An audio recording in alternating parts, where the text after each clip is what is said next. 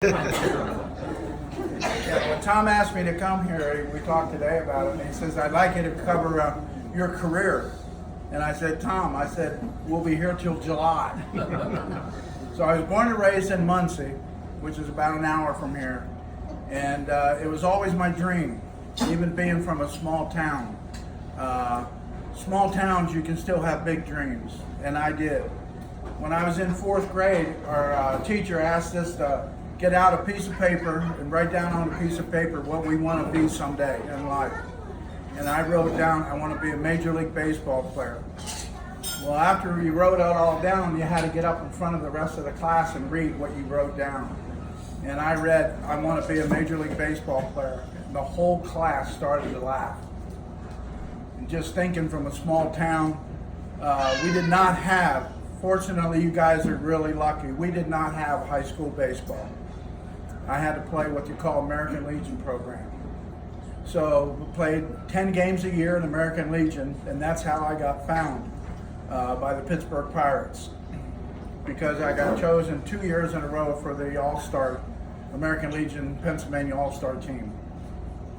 After that, I graduated. I also played high school football. Played 3 years, led the league in scoring all 3 years. There was only one game that I did not rush for 100 yards, and that was Bald Eagle Nittany. I rushed for 99. So I had a good career there. And as far as wrestling wise, I got beat my junior year by Bob Sakavage at districts, and he went on to win states. My senior year, I went to states. Unfortunately, I was injured going into states. I dislocated my shoulder and tore out my shoulder muscles before the week of states. But I went to the hospital the next day.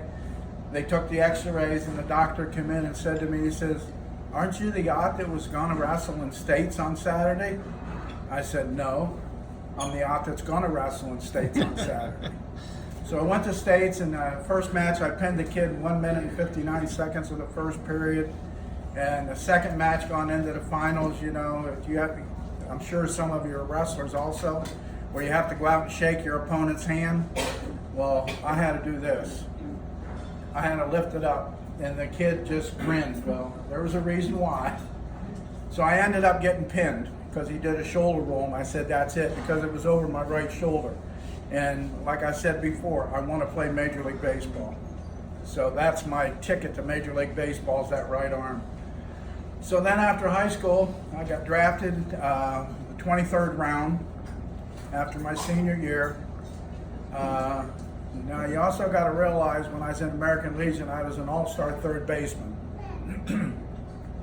So when I get signed by Pittsburgh, I fly down to Florida and I check in. There's a gentleman behind the booth there at Pirate City, and he goes, "What position?" I looked at him and I said, "Third base." So he gets out a book from underneath and he looks in this book and he says, "You're not in here." I said, "Well, I know I'm supposed to be here." So he got out an outfielder's book and looked in and he says, "Oh," he said, "here you are." He said, "You're an outfielder." I said, "I never played the outfield a day in my life." He goes, "You do now." So I spent the next 5 years learning how to play the outfield. And the first year was in Niagara Falls, New York. And you talk about the money that these players are making nowadays. So in 1970, I was in New York in the Penn League. I hit like 298, made the All-Star team, and I made $500 a month. Never got a raise going into the next year. I went to Monroe, North Carolina as an outfielder. I hit 290 something there, made the All-Star team, still didn't get a raise. I was still playing for $500 a month. And then the third year, I went to Salem, Virginia. And down there was probably the greatest team I've ever played on, other than the Major League Pirates. Because we had 22 guys on our team. Out of those 22 guys, 16 players played in the major leagues later on. Some of them just got a coffee break here and a coffee break there. But they made it to the major leagues, and that's unheard of. If you get 2 or 3 players off an A-ball club, you've got a lot. We had 16. We led the league, won the league by like 20-some games. I was third in hitting. Dave Parker led the league in hitting. He hit 310. Ron Mitchell, our first baseman, hit 308. I hit 303. So we were pretty stacked. But that was a year that Roberto Clemente was killed in a plane crash that winter, 1972.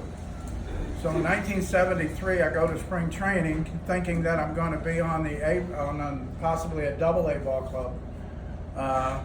But being Roberto got killed, they took the player named Richie Zisk to the major leagues. So that opened up a slot at the AAA level.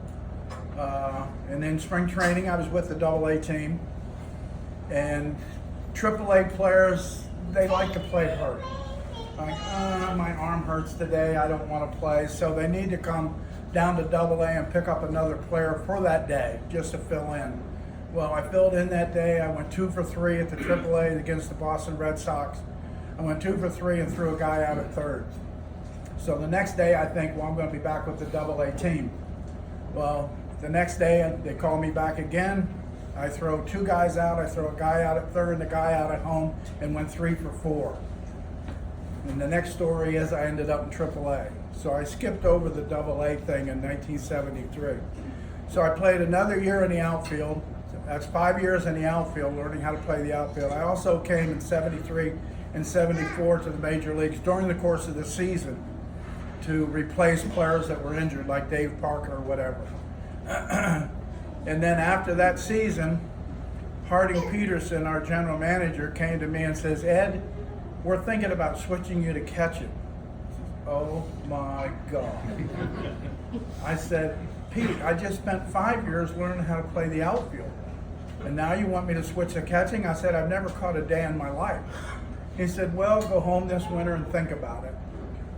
So I was married, living in Allentown, and I'm sitting there watching a football game and my wife's there.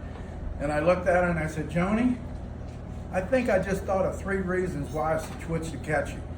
She goes, what's that? I said, Dave Parker, Al Oliver, and Richie Zisk. They were the 3 major league outfielders. And I wasn't going to beat one of those 3 out. So I thought if I could learn how to catch just a little bit, I could possibly put 2 or 3 years onto my future at the end, you know, because I played the infield, I played the outfield, if I can catch, and plus I'm a left-hand hitter, you know. So I'm thinking, I'll try it. So I called up Peterson and I said, Harding, I said, I'll try it, I'll give it a try. So we get to spring training and I get this gear on and I'm trying to figure out how to put it on. And then I put it on and then the lights went out. About a week later, after trying catching, I realized I was supposed to keep my eyes open when somebody swung. I was bad. I will admit I was horrible. So we come down to the end of spring training and Harding comes to me and says, Ed, I think we're going to send you to AA. I says, no. I'm either going to Charleston, West Virginia, AAA, or I'm going back to Muncie. And I said, there ain't no AA for me. So he says, well, why do you think you could catch at the AAA level? And I said, Pete, I said, let me put it to you this way. I said, when you're a catcher at A-ball, you're not a catcher. You're a Goldie. Because these kids have no idea where they're throwing the ball. They throw it in the ground, to the right, to the left, to the high. I said, you're a Goldie. You're just trying to stop stuff instead of catch it. And I said, at the AA level, I said, now you're a part-time catcher and a part-time goalie. And then you go to AAA, which you have players ready to pitch at the major league level, or major league level pitchers that have come down to AAA. I said, now wouldn't you think it'd be a lot easier for me to learn how to catch when you have pitchers with control compared to being a Goldie? And he says, well, I never thought of it that way. So he said, I'll tell you what, we'll send you to AAA, but if you can't do the job, we're going to send you back to AA. I said, fine, that's all I ask. Well, that year, Gary Carter and I, which is in the Hall of Fame, Gary, not me. Gary Carter in the Hall of Fame and I were the all-star catchers that year. So then I came to the major leagues the following year. And that's the key that you always want to understand. Remember what I put down on that piece of paper. I wanted to be a major league baseball player. I never wrote down I want to be a major league third baseman, outfielder, catcher, pitcher. no matter what it was or what obstacle I had to either overcome or go through, I was gonna make it to the major leagues, one way or the other. And if I had to change positions along the way, I had no problems with that. So now at the major league level, you're up there and you're catching, and you're playing with guys that you were sitting down going, oh my God, look at him. I used to read about him. I used to watch him on TV, with the Willie Stargells, the Dave Parkers, the Reggie Jacksons, the Rod Carews, but now all of a sudden you're part of them. And you're kind of overwhelmed at first, and then you realize they're no different than me. They may be better. And like I've always said, I've played with thousands of players that had more ability than Ed Ott did. But I've never played with one that had more determination than Ed Ott had. And that's the key to success. If you're determined and you want to work hard and you want to strive for what your dreams are, they're endless. They're endless, but you have to work for it. Anything given to you is not worth it. If you've earned it, then it's worth having, So then we go on and we're into the 1979. I'll go to 1979. I'll skip some years here because it's almost June. So in 1979, we were on the World Series team. And that was one of those games that your coaches are going to come to you and they have these scouting reports, on different teams and stuff like that. Well, us as players at the major league level, we never get to see the American League teams. Now you do. You play against some of them. Back then we did. It was American League, National League. So we get these scouting reports on the Baltimore Orioles, and that's who we're facing. And we're looking at it and say, okay. So we go out the first game, and Steve Nicosia, the other catcher's catching, and Eddie Murray, which is in the Hall of Fame for the Baltimore Orioles, ends up getting 3 hits in the first game, and pretty much we got beat, I think 4-3 or 5-4. I hate losses. I don't remember losses. But anyhow, we come into the second game, and the whole scouting report on this Eddie Murray guy is do not throw him a fastball. Do not throw him all off speed. Okay, so he gets 3 hits the first game. He comes out, Bert Blyleven, which is just inducted in the last Hall of Fame. Bert's pitching for us. We throw him a curveball, and he hits it about 450 feet to right field. So the Baltimore's ahead of us now on Eddie Murray's home run. Now he's had 4 hits and like 5 at-bats. We come in after that inning's over in the dugout, and I looked at Bert and I said, Bert, we are not throwing him another off-speed pitch. I don't give a crap what that scouting report said. We're throwing him all fastballs from here out. And that was a turning point of us winning the World Series, because Eddie Murray did not get another hit the entire World Series, the other 6 games after that. So scouting reports are good to a point, but you always got to remember, if a guy is a breaking ball hitter, and I got Bert Blyleven on the mound with probably the best curveball in the history of baseball, I'm going with my pitcher's strength over a hitter's strength any day. Any day. So we went on to, we were down 3 games to 1. We won game 2. We got into I think it was the 9th or 10th inning, and I got a base hit, and I ended up being at second base with 2 outs, and we pinch hit Manny Sanguian. He hits the base hit to right field, and I end up scoring the winning run in game 2. As I go by third base, the only thing I saw was our third base coach going like this. I said, no. I ran right through the stop sign and ended up sliding at home plate, and we ended up winning the game 2.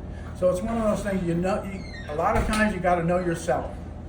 You got to know yourself, okay? So we ended up losing the next 2 games, so now we're down 3 games to 1. And that's when it kind of all settled in, like, so what? We're here. We're in a World Series right now.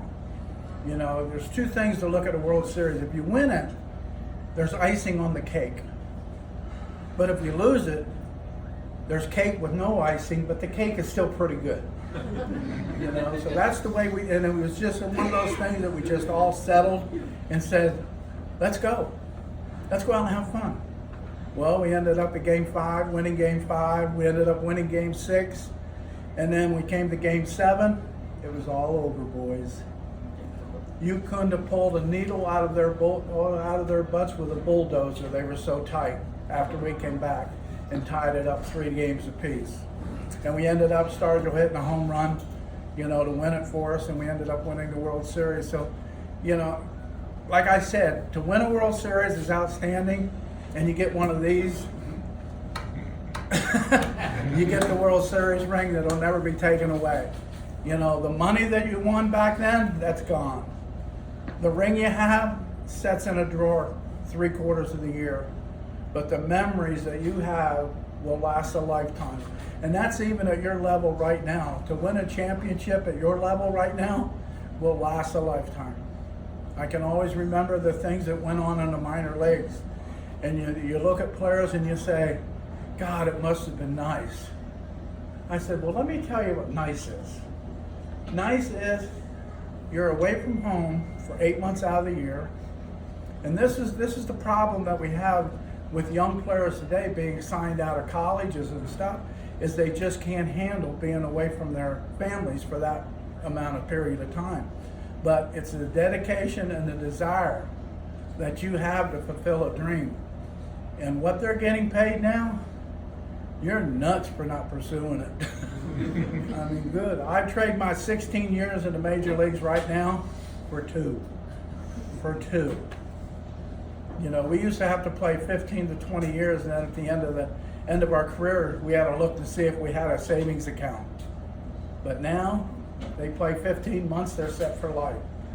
So it's just one of those things. But I want to thank you very much for letting me come here tonight to talk to you guys. And trust me, believe in yourselves, gang.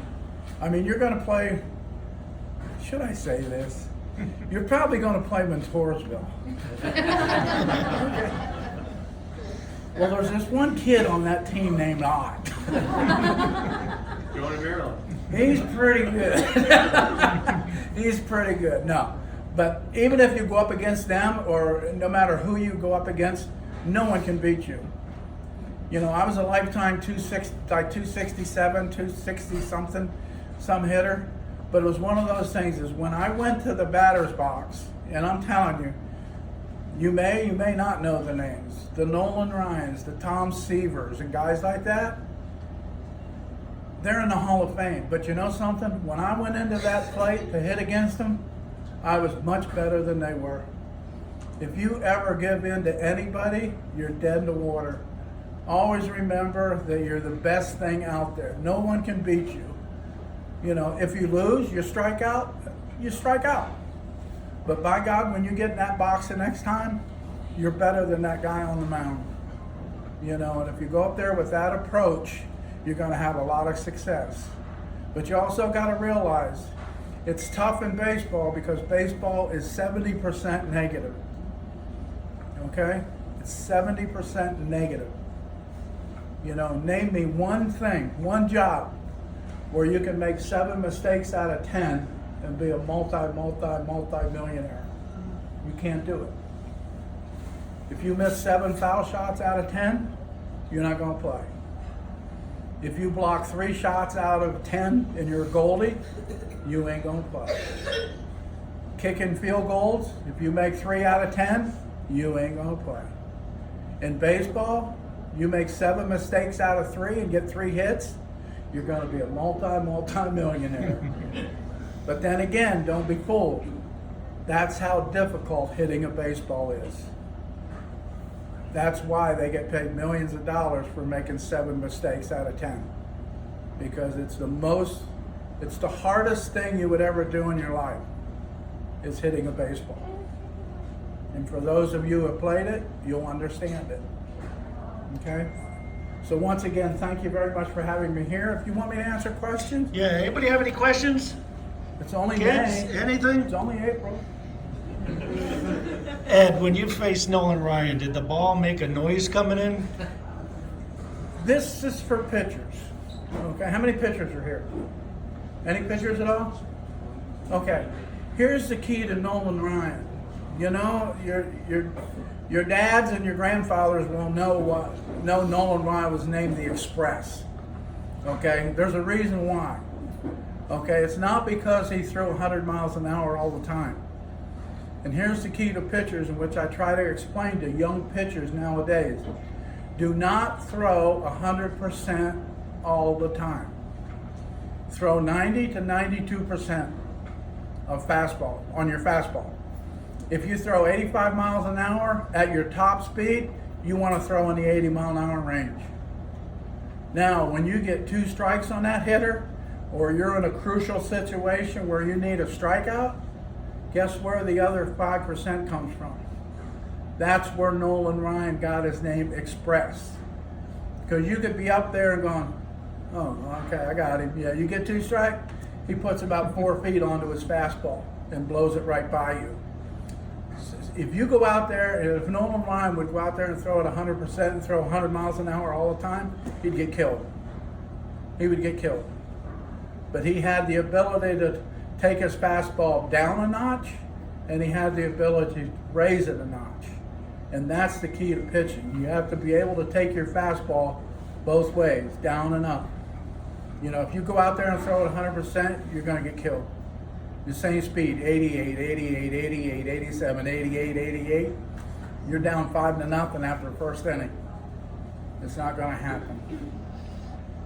There's one other thing I'll tell you real quick. We're facing St. Louis. I don't know if the young people will remember him or not, but there's a guy by the name of Bob Gibson. Not a bad little pitcher. Right? So Bob Gibson's pitching against the Pirates. I'm a rookie. I'm in the big leagues. I'm like, you heard of the fifth wheel in a wagon? You ever hear that saying? You're the fifth wheel in a wagon, so you're not going to be, well, I was like the fourth wheel on a unicycle. It was like I was never going to play, okay? I was the 25th guy on the roster. So we're playing St. Louis, and we're down like 3 or 4-0 to Bob Gibson. And I'm just sitting on the bench enjoying the game. And all of a sudden, Murtaugh goes, you're hitting. Huh? Oh, hell, that's me. So I go up there and I grab a bat and everything, and the guys are telling me, hey kid, he doesn't throw near as hard as he used to. You know. Okay, I'm ready. So I used to always go up and take a strike. Whenever you pinch hit, always take a strike. You know, so I went up there and the first pitch was about, I ain't kidding, 85 miles an hour right down the middle. I'm going, oh, I got you, buddy. Well, the next pitch was about 105. And all I heard was in the glove and the umpire going, "Hook you." So don't let your teammates tell you. So I looked over the dugout, and them poor guys are rolling around. We got the rookie that time. Yeah, well, I ended up going to 3-2 and taking him to the warning track. Yeah. But I'll tell you what, in the game of baseball, I was in it 43 years. That's the only pitch I've never seen. All I did was hear it and the umpire say strike 2. You know, so don't believe your teammates all the time. They lie. All right, any questions? Kid, you got any questions? Ed, you talked about over here to me about Pete Rose and field division and the ball, and maybe you want to relate to that one. Yeah. Okay. The first game I caught against Cincinnati, and Pete Rose, which is a pretty good hitter, was the first hitter. Well, it was either the first or second pitch of the game. He says to the umpire, he goes, "Check the ball." I went, "Huh? It's the second pitch of the game." And I kid you not, if you got a pepper shaker there and pour out some pepper and take 1 grain of pepper, that was the spot that was on that baseball. Me, I had a hard time seeing the baseball. He's seeing a dot of pepper on a baseball. Now that tell you how great a hitter he was? His eyesight was ungodly, uncanny to anybody else I've ever seen. I mean, he saw that itty bitty little spot on that baseball, and I'm just trying to see the seams. He's seeing dots of pepper. But I mean, that's why he should be in the Hall of Fame. Yep. You know, I've always said rather have Pete Rose bet against my son's game than to have somebody else that's in the Hall of Fame that was selling drugs. I would rather him bet on my son's game than somebody sell my kid drugs. If you don't mind asking, or say, oh, go ahead. Yes, sir. You gotta speak up. The mid-'70s, the Cincinnati Reds team with Rose and Bench and all. Compare them to the Phillies team of that era. Of that era, Yeah, because the Phillies made the playoffs in those years, and the Reds were like dominant. they were very dominant. Matter of fact, Pittsburgh would always play them at 500% during the season, and then Cincinnati would kill us in the playoffs. Well, the year we ended up beating the Big Red Machine in '79 is they killed us during the year, and we ended up winning the series. But as far as talent-wise, I think Philadelphia might have had, to me, better pitching, you know, but the Big Red Machine is tough. I mean, they were just up and down the order. And, you know, everybody used to talk about Mike Schmidt. You know, Mike Schmidt, how good a power hitter and everything he was. And then they had this other guy named Greg Lazinski. Trust me, we feared Greg Lazinski 10 times more than we feared Mike Schmidt. Okay, and here's the reason why. Mike Schmidt was what you call a dead pull hitter. All of his home runs were from the left field foul pole to left center. Very rarely could he go out of the yard the other way. Lazinski would take you out of right field foul pole, right center, center, and left field foul pole. That's why we feared Lazinski more. You know, but the two teams, they were both pretty good. How come you didn't put us in there? Well, I remember the Dodgers being good, and you Oh, yeah, Dodgers were very good. corrected baseball card, I can name those lineups from every Yeah. one of those teams. Yeah, they were in color back then too. They weren't all black and white. That was my era. There we go. How much Tell your extra, dad we said hi. how much extra did you make for the World Series, if you don't mind I'm asking? sorry? How much extra did they pay you for the World Series win? We made a whopping $16,000 for winning the World Series. Now it's about 500 and some thousand.